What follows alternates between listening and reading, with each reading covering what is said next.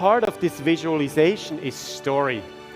People don't remember data, but they do remember stories, and they tell them to their friends. That's how ideas about the future are shared, and that's how they are spreading. So I would like, with that in mind, tell you another story. I began by telling a story about technology using magic. This time, I have a story about magic using technology. It uses augmented reality, so nothing is pre-recorded, and everything is live, and it's this system over here. I imagine systems like this to be used in classrooms very soon to make classroom lessons more memorable. So it's a kind of non-immersive AR, which enables teachers to make classroom lessons more memorable.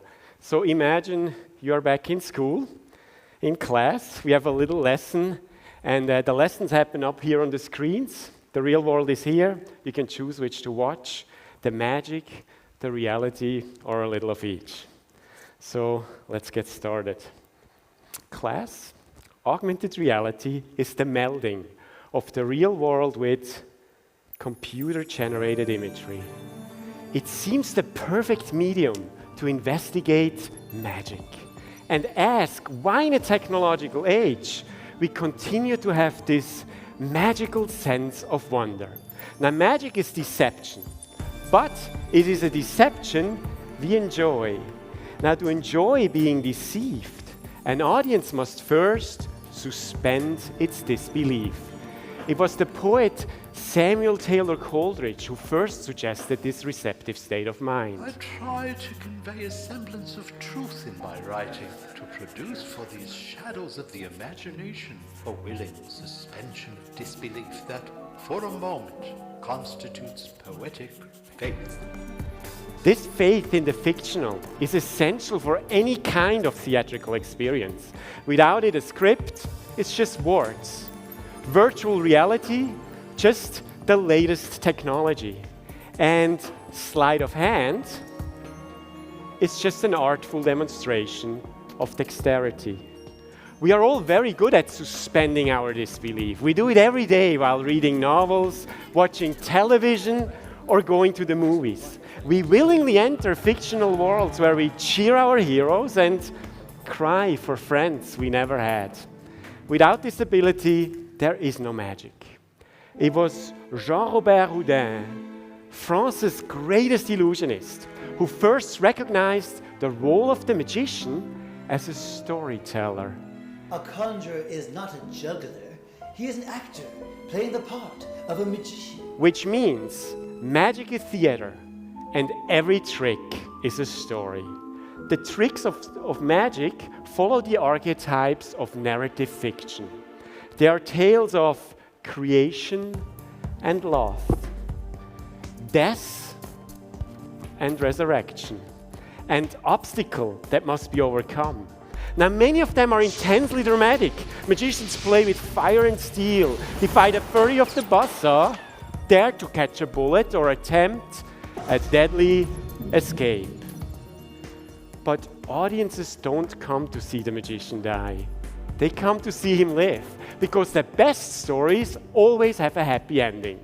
The tricks of magic have one special element. They are stories with a twist. Now, Edward de Bono argued that our brains are pattern matching machines. He said that magicians deliberately exploit the way their audiences think. Stage magic relies almost wholly on the momentum error. The audience is led to make assumptions or elaborations that are perfectly reasonable, but do not, in fact, match what is being done in front of them. In that respect, magic tricks are like jokes. Jokes lead us down a path to an expected destination. But when the scenario we have imagined suddenly flips into something entirely unexpected, we laugh. The same thing happens when people watch magic tricks. The finale defies logic, gives new insights into the problem, and audiences express their amazement with laughter. It's fun to be fooled. Now, one of the key qualities of all stories is that they are meant to be shared. We feel compelled to tell them. So when I do a trick at a party,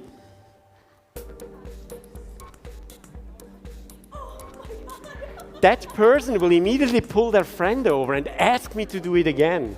They want to share the experience. Now, it makes my job more difficult because if I want to surprise them, I need to tell a story that starts the same but ends differently. A trick with a twist on a twist. It keeps me busy. Now, experts believe that stories go beyond their capacity for keeping us entertained. We think in narrative structures. We connect events and emotions and instinctively transform them into a sequence that can be easily understood. It's a uniquely human achievement. We all want to share our stories, whether it is the trick we saw at the party, the bad day at the office, or the beautiful sunset we saw on vacation. Today, thanks to technology, we can share those stories like never before by email, Facebook, blogs, tweets, the tools of social networking. These are the digital campfires around which the audience gathers to hear our stories. We turn facts into similes and metaphors and even fantasy. We polish the rough edges of our lives so that they feel whole. Our stories make us the people we are, and sometimes the people we want to be. They give us our identity and a sense of community. And if the story is a good one, it might even make us smile.